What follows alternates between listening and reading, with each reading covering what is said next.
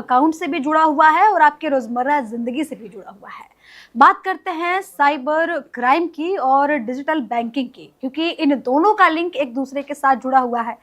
आजकल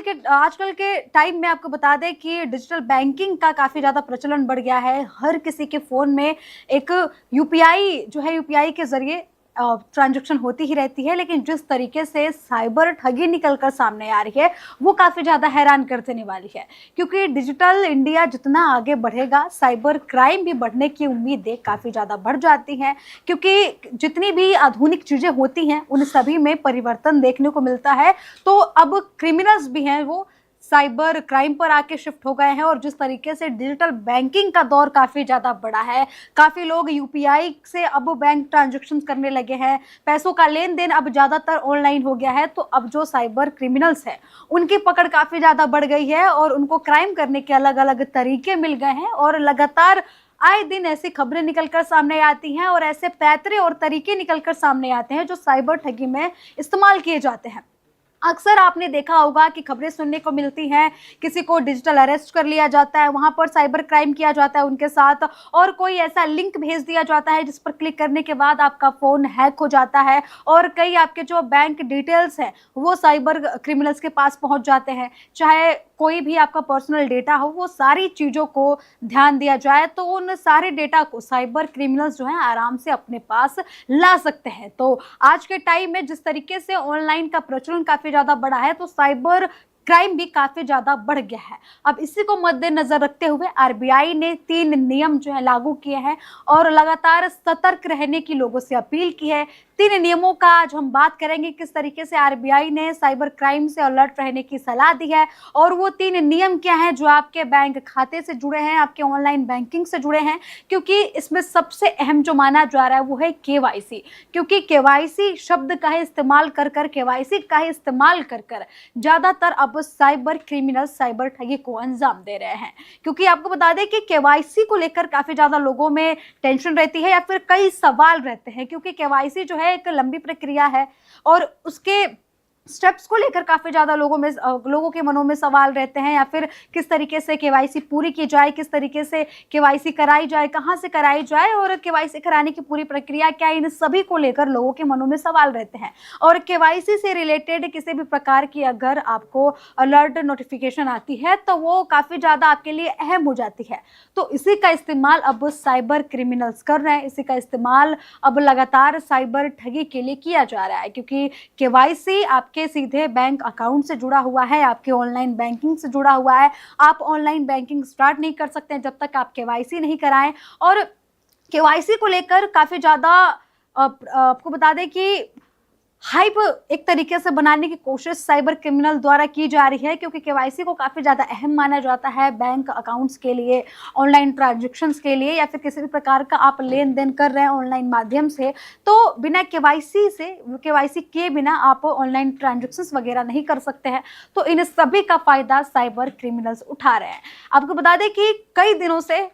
लगातार ये सूचनाएं मिल रही थी, कई जो है समस्याएं निकलकर सामने आ रही थी कि साइबर क्रिमिनल्स जो है आपको नोटिफिकेशन भेजेंगे। नोटिफिकेशन में ये होगा कि आपको अपना जो है केवाईसी फिर से कराना होगा। अगर आपने केवाईसी नहीं कराई तो आपका बैंक खाता बंद हो जाएगा, आपका ऑनलाइन जो ट्रांजैक्शन है वो बंद हो जाएगा, ऑनलाइन बैंकिंग का आप इस्तेमाल नहीं कर सकेंगे और लगातार जो आपके अकाउंट में पैसे हैं वो भी फ्रीज कर दिए जाएंगे। तो इस तरीके के कई प्रकार के नोटिफिकेशंस के जो समस्याएं हैं वो निकलकर सामने आ रही थी। लगातार साइबर ठगों द्वारा इन नोटिफिकेशंस को भेजा जा रहा था आम लोगों के फ़ोन पर और इनके साथ एक लिंक को अटैच किया जा रहा था। तो जैसे ही कोई भी व्यक्ति उस लिंक पर क्लिक करता था या फिर लगातार जिस तरीके से पूरी इन्फॉर्मेशन पाने के लिए, पढ़ने के लिए लिंक को क्लिक करने की कोशिश करता था, तो क्या होता था कि उसका फ़ोन हैक हो जाता था और जितनी भी उसकी बैंक डिटेल है, उस व्यक्ति की पर्सनल जो डेटा है उसके पास, उसकी सारी चीज़ें जो है साइबर क्रिमिनल्स के पास चली जाती थी। और साइबर क्रिमिनल्स इसी का फ़ायदा उठाकर उनके साथ धोखाधड़ी करते थे और उनके बैंक अकाउंट में जितने पैसे हैं उनको सफाचट कर जाते थे। तो इन सभी परेशानियों को देखते हुए आरबीआई ने 3 नए नियम जो है लागू किए हैं। आरबीआई की तरफ से 3 नियम बनाए गए, लागू किए गए हैं और लगातार जनता से अपील की गई है कि इन 3 नियमों को सख्ती से पालन करें नियमों का। और जिस तरीके से साइबर क्राइम बढ़ रहा है, उन सभी को मद्देनजर रखते हुए इन्हें 3 नियमों को भी काफी ज्यादा अहम माना जा रहा है। तो आपको बता दें कि जिस तरीके से आरबीआई ने इन 3 नियमों को लागू किया है, इन नियम में सबसे पहला नियम यह है कि सबसे पहले आपको सावधानी बरतना है। ये लगातार आरबीआई की तरफ से अलर्ट जारी किया गया है कि अगर आप ऑनलाइन माध्यम से बैंकिंग करते हैं, अगर आप लगातार डिजिटल ट्रांजैक्शंस करते हैं, आप यूपीआई का इस्तेमाल करते हैं या फिर किसी भी प्रकार की नेट बैंकिंग का इस्तेमाल करते हैं, तो ये काफ़ी ज़्यादा अहम हो जाता है। और इन सभी मुद्दों को मद्देनज़र रखते हुए आपका जो बैंक खाता है वो साइबर ठगों के लिए काफ़ी ज़्यादा अहम हो जाता है और उनकी निगाहें आपके बैंक खाते पर रहती हैं, क्योंकि साइबर ठगी का सबसे बड़ा जो है एरिया बोले तो बैंक अकाउंट होते हैं, बैंकिंग नेट बैंकिंग होती है। तो इसको लेकर आरबीआई ने अलर्ट जारी किया है। आरबीआई की तरफ से ये लगातार बोला गया है कि सबसे पहले आपको सतर्क रहना है और पहले आपको रुकना है। इसको आसान भाषा में समझे तो अगर आपके फ़ोन पर किसी भी प्रकार की नोटिफिकेशन आती है, किसी भी प्रकार का कोई भी इंफॉर्मेशन आपके फ़ोन पर भेजा जाता है किसी व्यक्ति द्वारा या फिर किसी कंपनी द्वारा जो मान्य नहीं है, आपको नहीं पता है कि वो कंपनी मान्य है या फिर अमान्य है, लेकिन किसी भी प्रकार का आपके फ़ोन पर मैसेज आता है जो दावा करता है कि वो सरकार की तरफ से है, वो मैसेज नोटिफिकेशन है या फिर आरबीआई की तरफ से वो नोटिफिकेशन है, तो इन सभी को आप सबसे पहले सावधानी से पढ़ें, सतर्कता से पढ़ें और उसकी हर एक डिटेल को सावधानी से देखें और अंतर पूरी तरीके से जानने की कोशिश करें कि क्या वो साइबर क्राइम से जुड़ा हुआ है या फिर वास्तव में सरकार की तरफ से आपको नोटिफिकेशन भेजी गई है। क्योंकि आरबीआई की तरफ से लगातार बोला गया है कि किसी भी प्रकार का अगर आपके फ़ोन पर नोटिफिकेशन आता है तो सबसे पहले आपको रुकना है, ना कि आपको लिंक पर क्लिक करना है या फिर किसी भी प्रकार का वहाँ पर बात किया जाए कि आप केवाईसी अपना फिर से कराइए या फिर से अपना अकाउंट लॉगिन कीजिए या फिर किसी भी प्रकार की अगर इन्फॉर्मेशन आती है, तो इन सभी को मद्देनज़र रखते हुए आरबीआई ने ये बोला है कि सबसे पहले आपको सतर्क रहना है, सबसे पहले आपको रुकना है, सारी डिटेल्स को आराम से पढ़ना है, उसकी सारी इन्फॉर्मेशन निकालनी है और अंतर जानने की कोशिश करनी है कि वो जो मैसेज आपके फ़ोन पर भेजा गया है, जो नोटिफिकेशन आपके फ़ोन पर आई है, वो वास्तव में सही है या फिर गलत है। तो साइबर क्राइम से बचने का सबसे पहली सलाह ये दी गई है आरबीआई की तरफ से और नियम भी ये बनाए गए हैं कि सबसे पहले आपको रुकना है और सतर्क रहना है, किसी भी प्रकार की नोटिफिकेशन पर तुरंत क्लिक नहीं करना है। अब चलिए बात करते हैं दूसरे नियम की। तो दूसरे नियम में ये बताया गया है कि आपको सोचना है। सोचना काफ़ी ज़्यादा यहाँ पर अहम हो जाता है, क्योंकि जिस तरीके से नोटिफिकेशन आती है, आप सतर्क रहते हैं कि हाँ हमें नोटिफिकेशन मिली है, आप अलर्ट रहते हैं कि हाँ हमें नोटिफिकेशन मिली है, तो इसको पूरी तरीके से हम जांचें पड़तालें, आप थोड़ी देर को रुक कर पूरे नोटिफिकेशन को पढ़ते हैं या फिर अंतर जानने की कोशिश करते हैं। लेकिन इसमें सबसे अहम भूमिका हो जाती है सोचने की, सतर्क रहने की, क्योंकि जब तक आप सोचेंगे नहीं कि आपको ये मैसेज क्यों भेजा गया है या फिर इससे पहले आपको उस मैसेज से संबंधित किसी भी प्रकार की जानकारी नहीं है, क्योंकि जिस तरीके से अचानक आपके फ़ोन पर एक नोटिफिकेशन आया कि अगर आपने कल तक केवाईसी नहीं कराई तो आपका बैंक खाता बंद हो जाएगा। केवाईसी का कल अंतिम जो है डेट है और जिस तरीके से आपने नेट बैंकिंग का इस्तेमाल किया है, वो सारी सेवाएं आपके फ़ोन से बंद कर दी जाएंगी और आपका बैंक खाता भी बंद कर दिया जाएगा। तो इसमें सोचने वाली बात ये होनी चाहिए कि अगर कल आखिरी तारीख है, अगर कल आखिरी डेट है केवाईसी कराने की या फिर कुछ भी कराने की, तो इससे पहले आपको इन्फॉर्मेशन आरबीआई की तरफ से या फिर सरकार की तरफ से क्यों नहीं दी गई? जो डेट आपको कल बताई जा रही है, जो नोटिफिकेशन आ रहा है कि कल अगर आपने केवाईसी नहीं कराई, कल तक तो आपका पूरा बैंक अकाउंट बंद हो जाएगा, नेट बैंकिंग का इस्तेमाल आप नहीं कर सकेंगे, सारी जो सुविधाएं हैं, जो सेवाएं हैं आपको मिलती हैं, वो सारी चीज़ें बंद हो जाएंगी। तो आपको यहाँ पर सोचने की ज़रूरत पड़ने वाली है कि आखिर एक दिन पहले नोटिफिकेशन क्यों आ रहा है और इससे पहले किसी भी प्रकार की जानकारी सरकार द्वारा या फिर आरबीआई द्वारा क्यों नहीं लागू की गई, क्यों नहीं बताई गई, साझा क्यों नहीं की गई। और जिस तरीके से सोचने पर सतर्क रहना काफ़ी ज़्यादा वो हो जाता है, जैसे कि अगर आप सोचें तो सतर्क रहना काफ़ी ज़्यादा आसान हो जाता है और किसी भी प्रकार की जो साइबर फ्रॉड है उससे बचा जा सकता है। तो सोचने को भी काफ़ी ज़्यादा यहाँ पर अहम माना जा रहा है। आरबीआई की तरफ से ये कहना है कि सबसे पहले तो आपको रुकना है, कोई भी मैसेज आता है और उसके बाद आपको सतर्क रहना है और सोचना है कि वो मैसेज क्यों भेजा गया है। अगर वो मैसेज भेजा गया है तो आज ही क्यों भेजा गया है, उसकी डेडलाइन इतनी जल्दी क्यों है, और दूसरी बात ये है कि इस मैसेज से पहले आपको किसी भी प्रकार की जानकारी क्यों नहीं थी, सरकार ने आपको पहले अलर्ट मोड पर क्यों नहीं रखा था। तो इन सभी मामलों को ध्यान से समझिए, सबसे पहले रुकिए, उसके बाद सोचिए कि ये मैसेज आपके फ़ोन पर क्यों भेजा गया है और आखिरी डेट से पहले, एक दिन पहले मैसेज क्यों भेजा जा रहा है और अचानक सरकार की तरफ से ये क्यों बोला जा रहा है कि आपका बैंक खाता ही बंद कर दिया जाएगा या फिर नेट बैंकिंग का इस्तेमाल आप नहीं कर सकेंगे। तो इन सभी जानकारी को आप गांठ बांध लें और कभी भी आपके फ़ोन पर किसी भी प्रकार की नोटिफिकेशन आती है तो सबसे पहले आपको सतर्क रहना है, अलर्ट रहना है। अब तीसरी बात यहाँ पर यह है कि सबसे पहले कार्य तो आपको करना है लेकिन सुरक्षित तरीके से करना है। यानी कि यहाँ पर आरबीआई की तरफ से ये तर्क दिया गया है कि नोटिफिकेशन आती है, सरकार की तरफ से भी आती है, आरबीआई की भी तरफ से आती है, बैंकों की तरफ से भी आती है, लेकिन यहाँ पर आपको सबसे पहले रुकना है,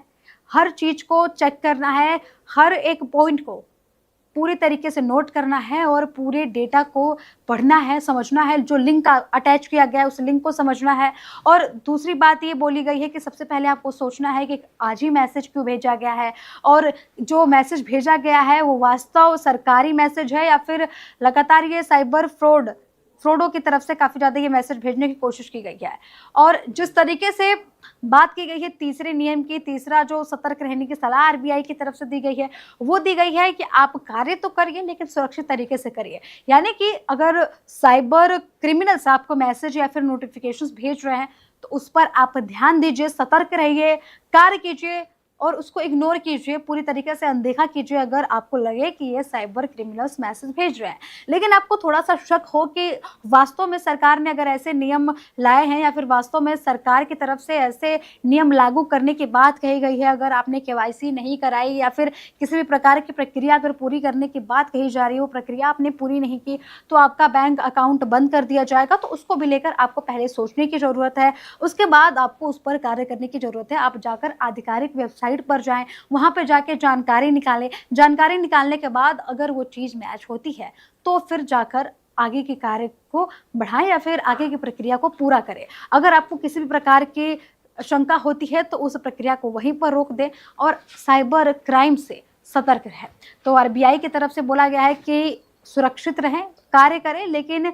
सतर्क रह के करें, सुरक्षित तरीके से करें। तो जिस तरीके से ओटीपी की बात की जाए, एटीएम या फिर डेबिट कार्ड के पिन की बात की जाए, तो इसको भी काफ़ी ज़्यादा अहम माना जाता है, क्योंकि